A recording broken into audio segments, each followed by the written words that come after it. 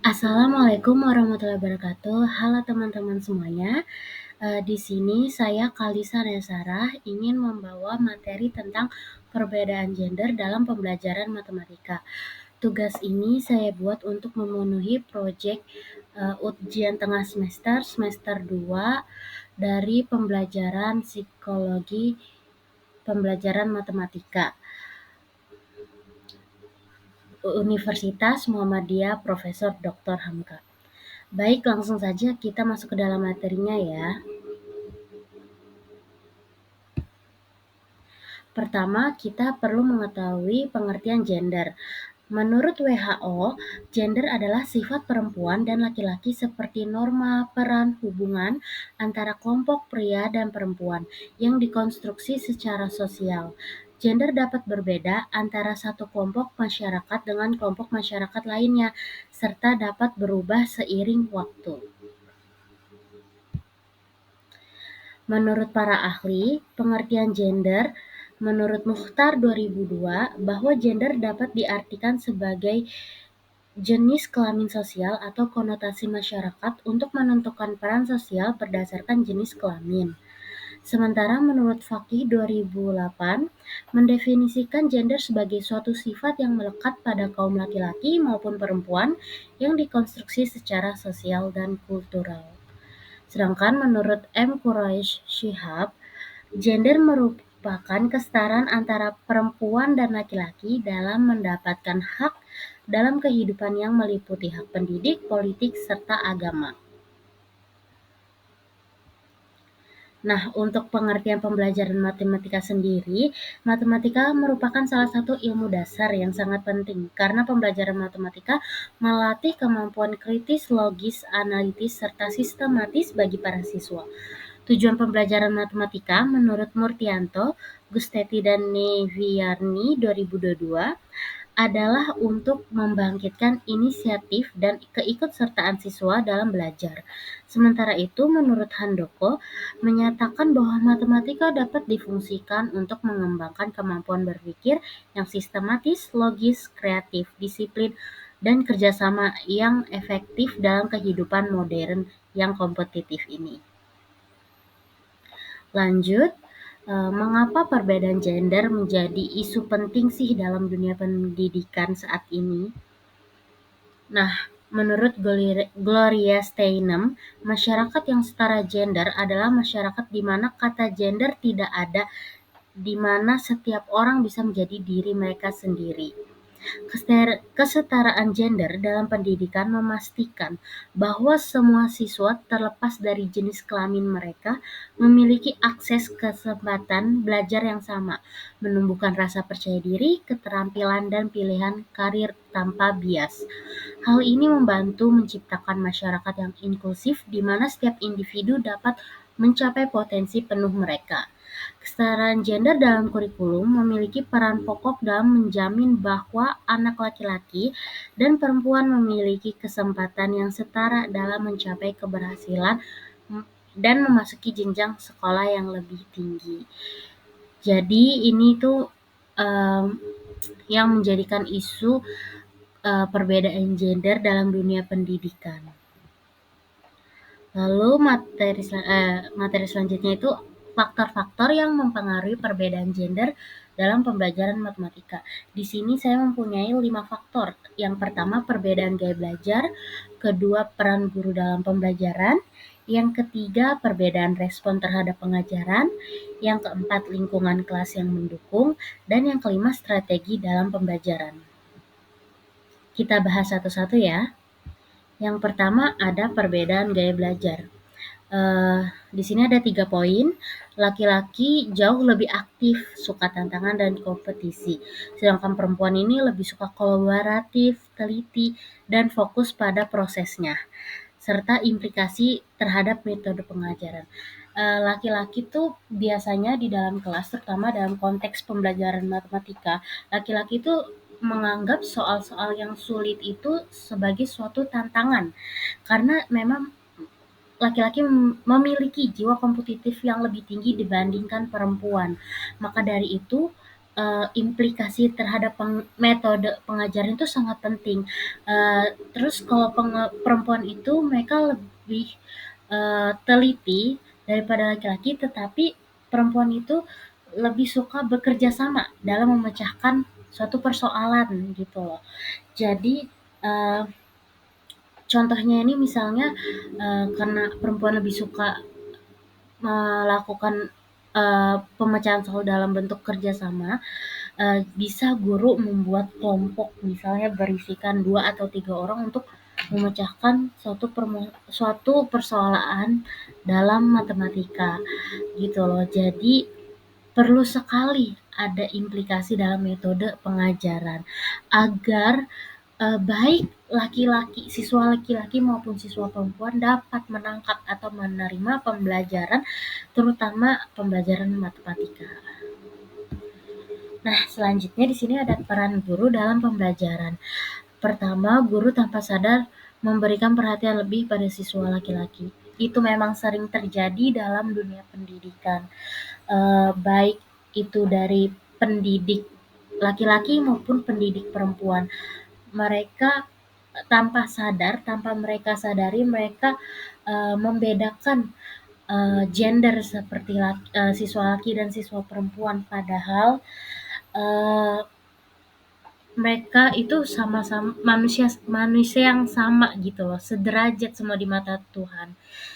Tetapi banyak guru yang masih membedakan laki-laki lebih pintar, lebih uh, apa ya, jiwa kompetitifnya tuh lebih membara gitu daripada perempuan, sedangkan perempuan masih suka menye-menye gitu loh, masih suka yang maunya ngobrol, bercanda gitu loh. Walaupun terkadang laki-laki juga sulit gitu loh untuk didisiplinkannya dibanding oleh perempuan gitu loh. Tapi balik lagi terhadap pribadi siswanya gitu loh. Terus yang kedua ada perbedaan cara guru menjelaskan atau memberi soal. Jadi peran guru ini dalam dalam mempelajari suatu materi terutama matematika itu sangat penting gitu loh bagi para siswa. Kalau guru hanya menjelaskan saja tanpa memberikan contoh, tanpa memberikan persoalan dalam dunia di sekeliling dunia apa contoh yang nyata dalam dunia sekeliling siswa, lama-kelamaan pasti siswa akan merasa boring gitu loh dengan pelajarannya. Yang ada bukannya mereka suka gitu loh, bukannya mereka makin suka, mereka tidak masuk pelajarannya ke otak mereka gitu. Yang ketiga, pentingnya pelatihan sensitif gender untuk guru. Jadi tidak hanya untuk murid, guru tuh juga penting eh, melakukan pelatihan yang sensitif terhadap gender gitu loh, agar tidak ada yang namanya rasisme gitu, terutama rasisme dalam perbedaan gender. Baik, selanjutnya ini ada perbedaan respon terhadap pengajaran. Yang pertama, laki-laki lebih percaya diri meskipun tidak selalu lebih mampu. Yang ketiga, perempuan cenderung ragu-ragu meski hasilnya baik. Terus yang ketiga, kebutuhan akan umpan balik positif dan suportif. Respon terhadap pengajaran ini tuh sangat penting bagi pendidik, biar pendidik tuh tahu bagaimana sih apakah murid-muridnya ini paham akan pelajaran atau materi yang dia sampaikan. Dan memang laki-laki itu cenderung lebih percaya diri walaupun terkadang mereka masih suka kayak bingung gitu loh terhadap pelajaran, tapi mereka emang lebih percaya diri. Kalau mereka nggak tahu ya udah mereka nanya, kalaupun mereka nggak mau nanya mereka akan mencoba sendiri gitu, memahaminya sendiri. Sedangkan perempuan ini cenderung ragu-ragu meski hasilnya baik gitu loh. Mereka contohnya tuh kayak mereka tuh siswa ini tuh tahu materi ini, dia memahaminya, tapi dia kayak dia tahu dia paham tapi kayak dia ragu, dia nggak kurang percaya diri misalnya mau bertanya sesuatu, akan kejelasan itu walaupun dia sudah paham materinya, tapi dia ingin bertanya tentang suatu hal gitu loh, yang dia ragukan gitu loh, padahal hasilnya baik gitu loh. Jadi lebih ke kurang percaya diri saja. Nah, dan umpan feedback itu tuh sangat penting gitu loh bagi guru, biar dia tahu apakah siswanya sudah mampu atau belum dalam em, mempelajari materinya, terutama matematika. Lalu di sini ada lingkungan kelas yang mendukung. Pertama, menghindari stereotip bias gender. Yang kedua, membangun budaya saling mendukung dan menghargai usaha. Ketiga, penggunaan pendekatan diferensiasi dalam pengajaran. Jadi stereotip itu di mana laki-laki lebih pinter nih daripada perempuan gitu loh. Sebenarnya untuk lebih pintar siapa dan siapa itu balik lagi terhadap siswanya. Bagaimana cara dia belajar gitu loh.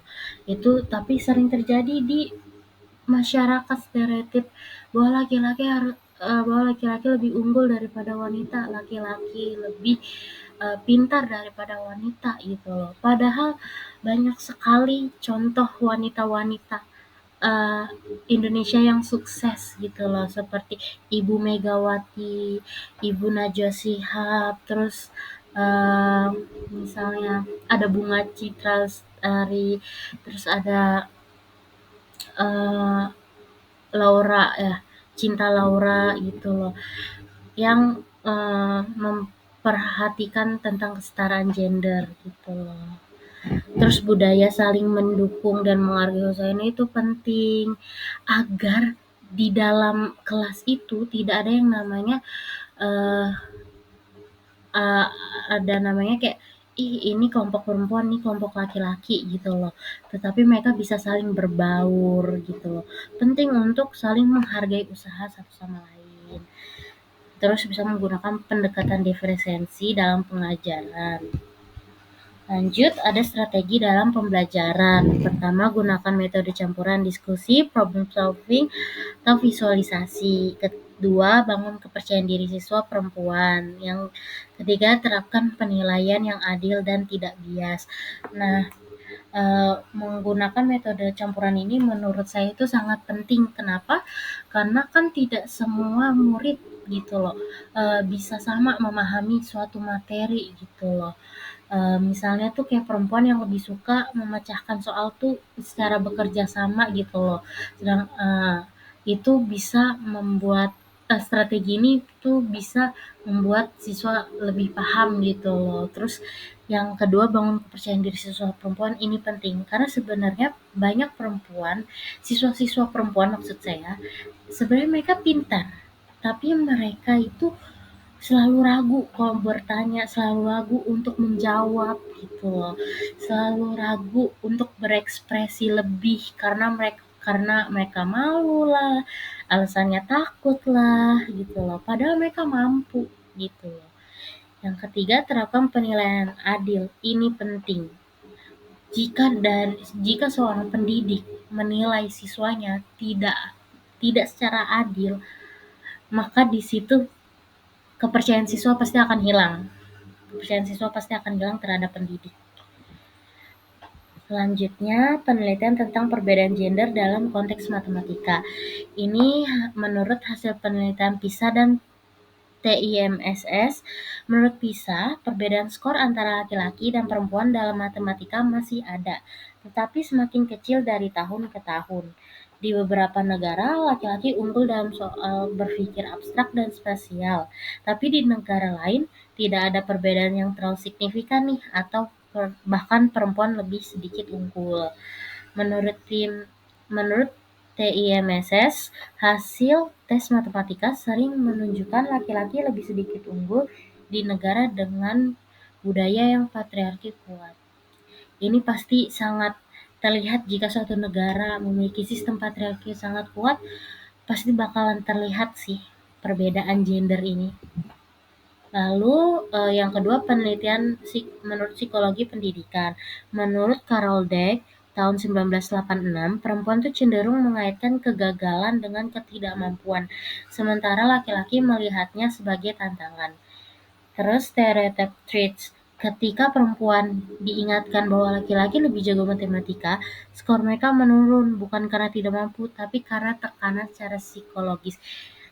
Ini tuh benar-benar real life gitu loh, relate maksudnya, relate dalam dunia nyatanya bahwa jika misalnya kalian nih punya kakak laki-laki atau misalnya punya kakak laki-laki atau tetangga laki-laki yang seumuran sama kita, yang seumuran gitu loh.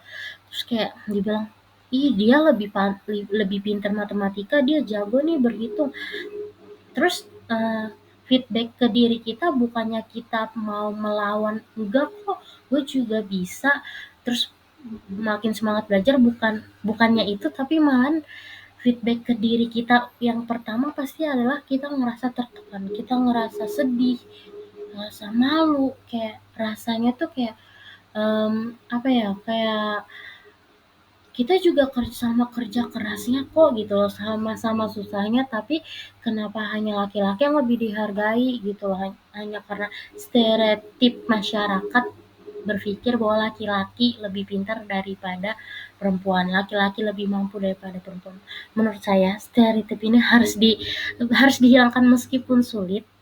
Maka dari itu mulai dari sekarang um, kesetaraan gender ini menurut saya perlu ditingkatkan lagi gitu, terutama di Indonesia karena masih banyak kasus patriarki di Indonesia gitu. Nah, ini dari saya, kesimpulan dari saya ini ada 3 poin. Pertama, perbedaan gender dalam pembelajaran matematika nyata adanya, tapi masih bisa diatasi melalui strategi ataupun metode pembelajaran.